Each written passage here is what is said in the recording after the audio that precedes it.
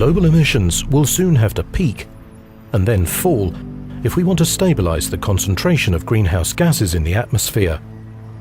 The UN Climate Panel, IPCC, has found that there's a fair chance to limit the increase to 2 degrees Celsius in the global temperature if global emissions peak soon and are then more than halved by 2050.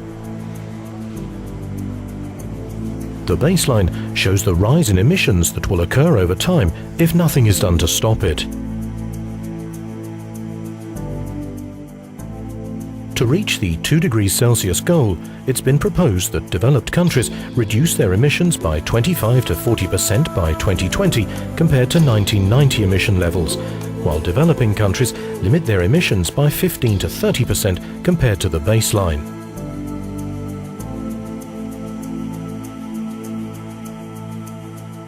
To limit emissions compared to the baseline means that emissions can still grow for a while, though not as fast as they would do if no additional measures were taken.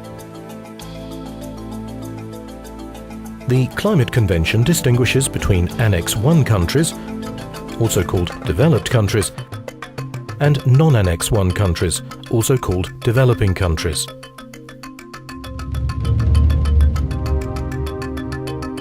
All Annex I countries are willing to reduce their emissions.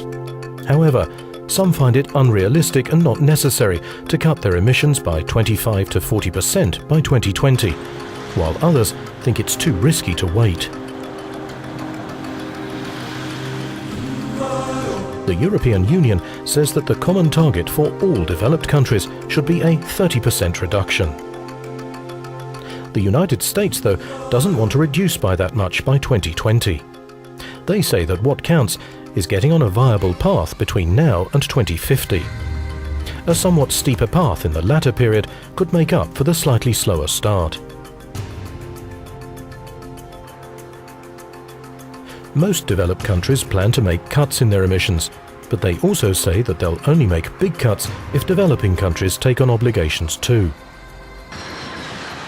Several non-Annex I countries are large emitters, and in the long run, global warming can't be contained if these countries don't limit their emissions.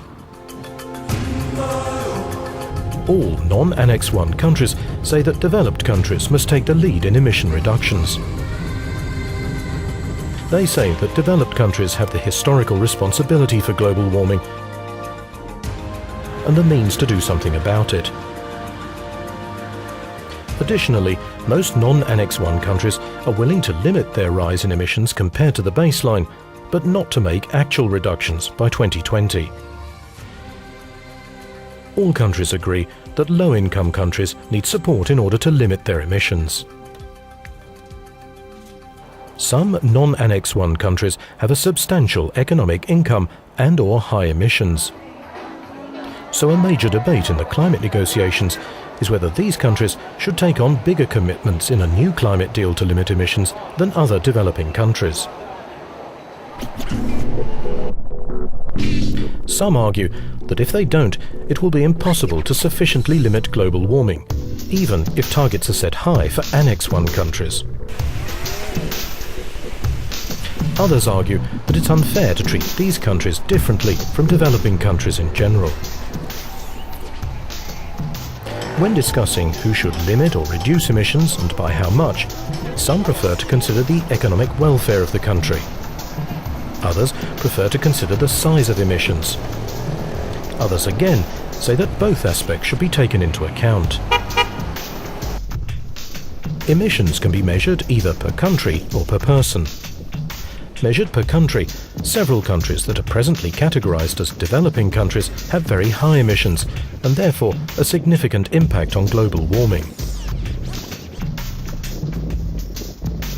If measured per person, however, these countries have much lower emissions than developed countries.